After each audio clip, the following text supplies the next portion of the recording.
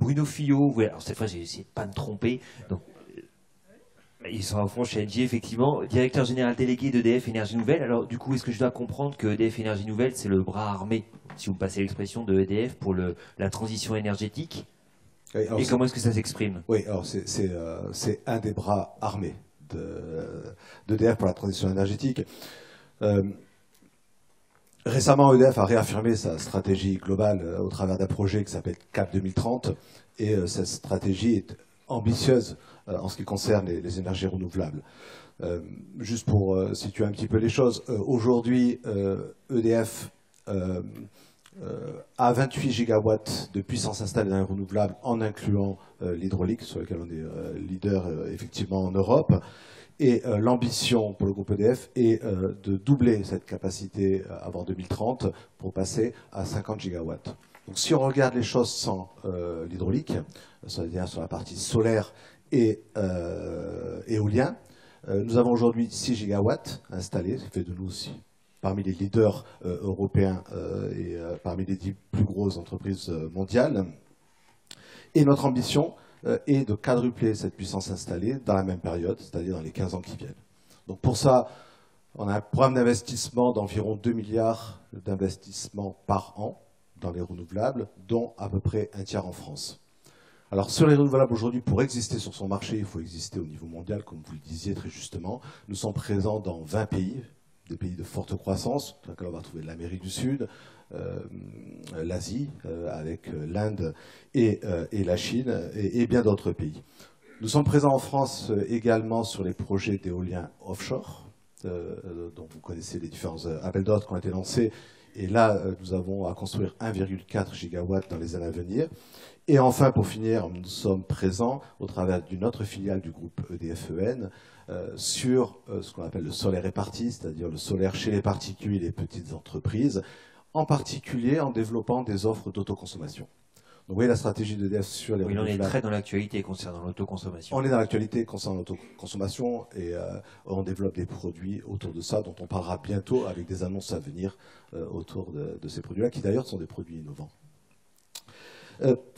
Donc, c'était pour situer un petit peu les choses globalement, mais puisque la question est sur l'innovation, je pense que vous l'avez très bien dit concernant votre groupe, pour être présent aujourd'hui sur les énergies renouvelables, qui est un domaine qui est de plus en plus compétitif, il faut innover. Si on n'a pas dans notre modèle d'activité de la valeur ajoutée liée à l'innovation, on est en concurrence frontale avec beaucoup d'entreprises qui ont des savoir-faire suffisants pour être très compétitifs. Donc il faut qu'on soit très innovant. Et on investit aujourd'hui 70 millions par an dans l'innovation. Mais pour être concret, vous donner quelques exemples. L'innovation, on la situe sur 4 priorités. La première priorité, elle consiste à préparer l'avenir et investir sur des moyens de production qui ne sont pas l'éolien, qui ne sont pas le solaire, mais qui sont les énergies renouvelables de demain. Donc on va trouver les hydroliennes, donc ces éoliennes sous l'eau, si je puis dire, pour lequel on a inauguré la semaine dernière une première tête de série et nous avons plusieurs projets pour développer ça sur les côtes françaises.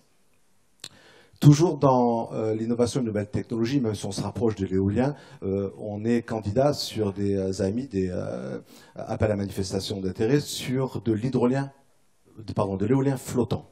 Et qui peut avoir un bon potentiel parce que quand on est près des côtes avec des côtes très profondes, on ne peut pas faire d'éolien. Et l'éolien flottant est une solution vraisemblablement d'avenir sur laquelle nous travaillons. Alors ça, c'est une première priorité. Deuxième priorité, elle est autour de l'insertion des énergies renouvelables dans les réseaux. Je pense que c'est un sujet dont tout le monde parle. Tout le monde a en tête l'intermittence et tout le monde a en tête la difficulté à intégrer de façon efficace dès lors qu'on arrive à un certain seuil. Et là, il y a beaucoup d'innovations qui sont faites, et effectivement par beaucoup de startups, mais aussi par les grands groupes tels que celui que je représente.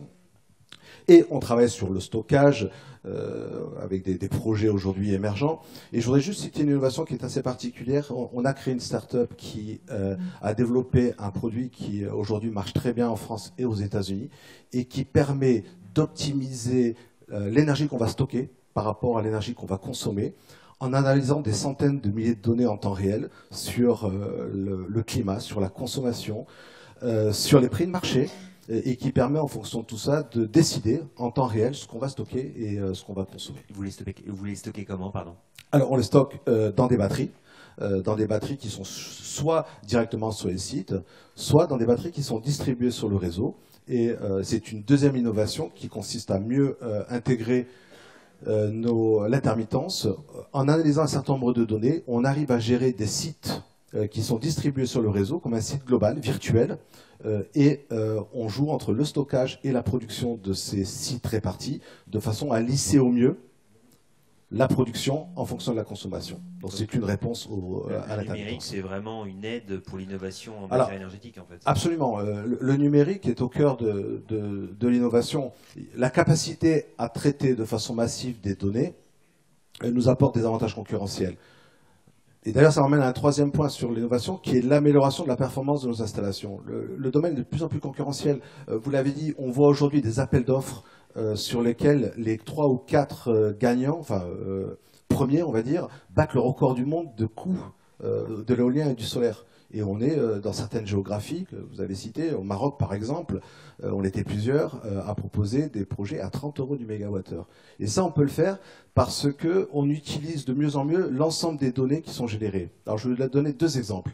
Aujourd'hui l'ensemble de nos sites en Europe sont gérés en temps réel d'un petit village qui est à côté de Béziers, qui s'appelle Colombier.